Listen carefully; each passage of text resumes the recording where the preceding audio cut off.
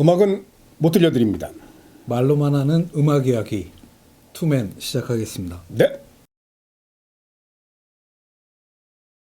자, 오늘은 80년대를 상징하는 음악이에요. 네. 정말 상징하는 음악. 밥 제임스와 데이비 샌본의 더블 비전 앨범 중에서 마푸토? 마푸토.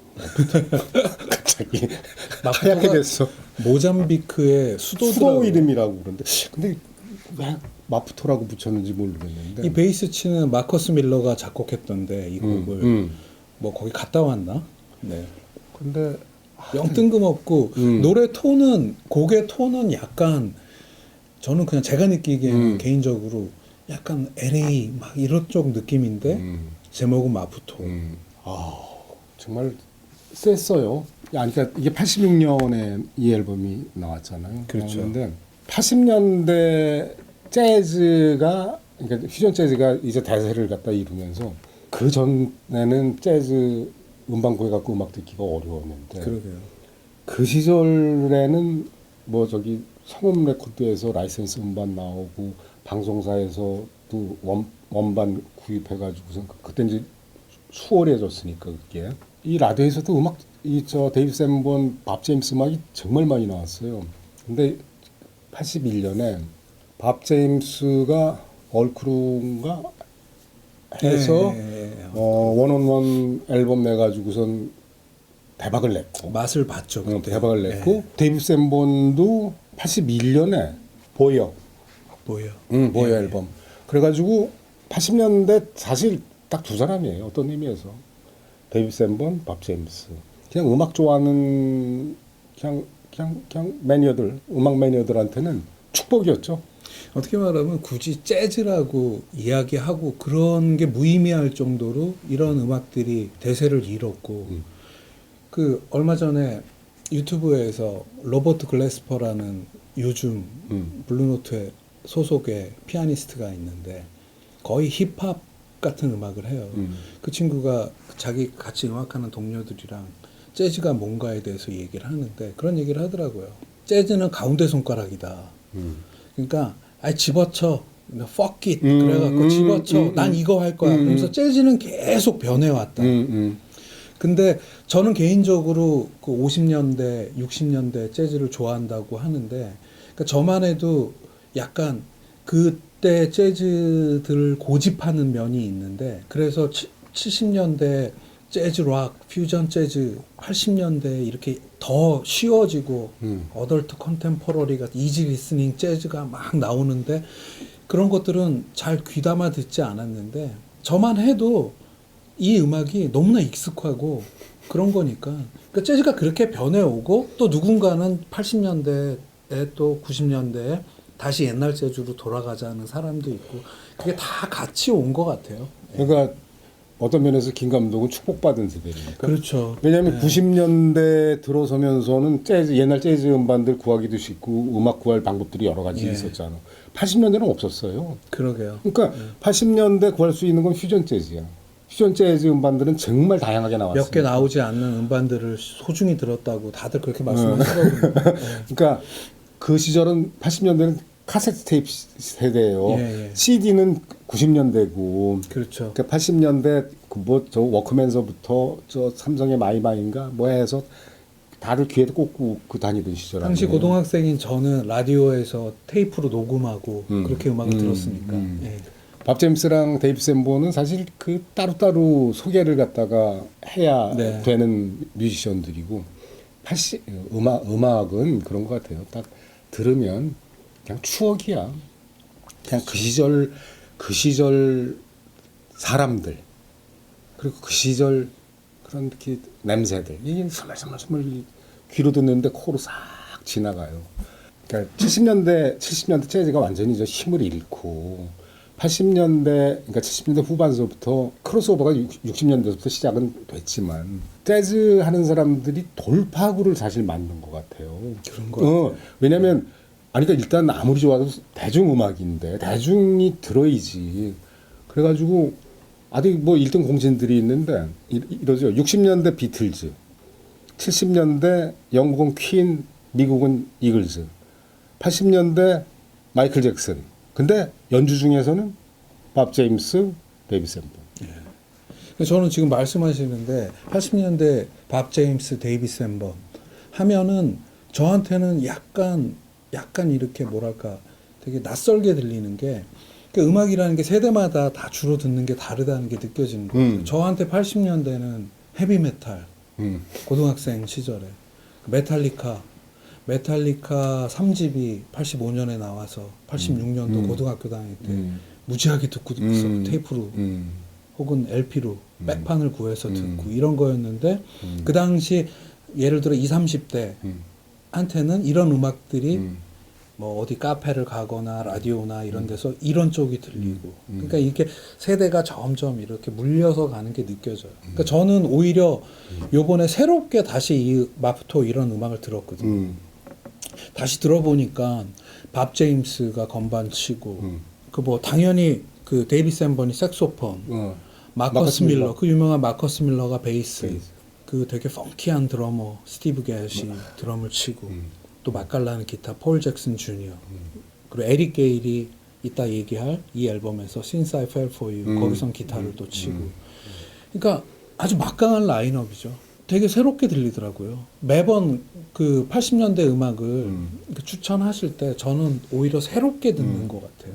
그러니까 박 작가님한테는 추억인데 저한테는 또 새롭게 다시 한번 이렇게 듣게 되는. 그래서 아 여기서 베이스가 이런 맛이구나. 아 드럼은 참. 그리고 이 사람들은 너무 교과서적인데 와 이 실력들은 정말 엄청난 거구나. 말씀대로 그 당시 대중에게 어필을 하려면 이렇게 음악을 했어야 됐겠거니 생각하면은 아 그리고 또 그걸 인정해서 그래미에서 상도 받고. 어우 그래미 예. 그래미 밥 제임스랑 데이브 샌번 많이 받았어요. 87년 이 앨범으로 베스트 재즈 퓨전 퍼포먼스 받았더라고요. 받았죠. 예. 밥 제임스가 시작이 세라본 피아니스트로 시작을 예, 했어요. 예, 그랬다고 본격적으로. 하더라고요. 그러니까 아니 밥 제임스도 그렇고 데이비 샌번도 그렇고 데이비 샌번은 조금 팝 쪽으로 좀 치우쳐져 있는데 밥 제임스 같은 경우에는 정말 오리지널 재즈로 예. 시작을 그래서 했어요. 제가 저는 이제 밥 제임스를 음반을 많이 갖고 있거나 그러질 않거든요. 그리고 폰 속에 클립으로 넣어놓는 파일로 넣어놓는 것들도 한두 곡밖에 없는데 밥 제임스가 데뷔한 게 62년도에 그냥 정통 피아노 트리오로 그리고 그 앨범의 첫 곡이 존 콜트레인 곡을 리메이크한 곡으로 피아노 트리오로 그러니까 62년 볼드 컨셉션인가 거기서는 완전히 그냥 젊은 재즈 뮤지션이에요.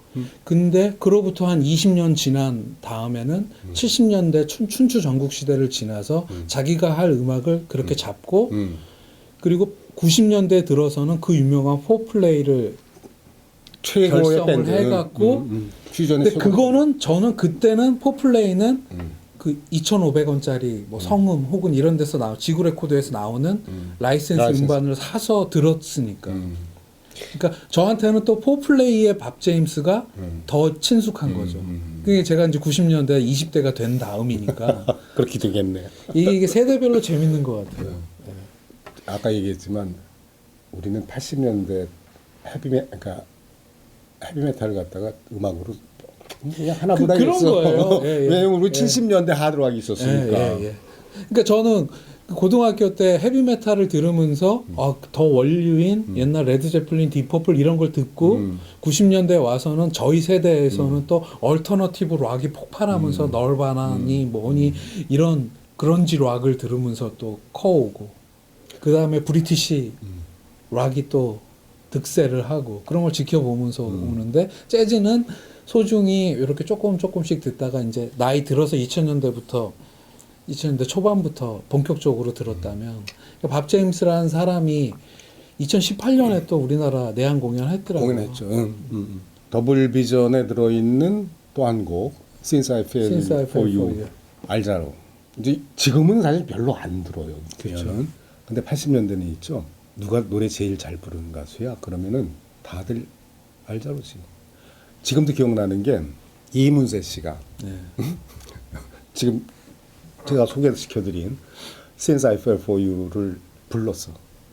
자기는 잘 불렀다 그러는데 이제 많이 들었잖아.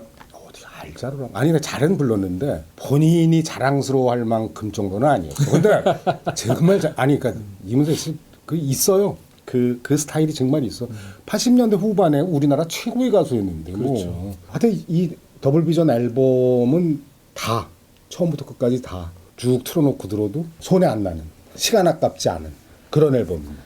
Since I Fell For You는 저는 어떤 음반으로 처음 들었냐면 80년대 중후반에 되게 히트했고 우리나라에서도 방영했던 미드, 블루문 특급, 문라이팅 그 사운드 기억나요. 트랙에 보면 이 Since I Fell For You가 있어요. 밥 제임스, 데이비 샌번, 알제로 보컬로 해서 그걸로 들었는데 이제 그게 처음에 실린 음반은 이 더블 비전 앨범인 거죠. 그러니까 이게 음악을 처음 접하는 그 소스도 다른 것 같아요.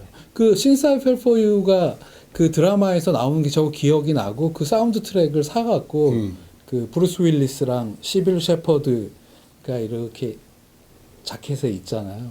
그걸로 처음 들었었는데 또 이 앨범 자켓으로 해서 요번에 들어보니까 또 맛이 다르고 그런 면에선 저도 추억이 좀 생각이 나더라고요.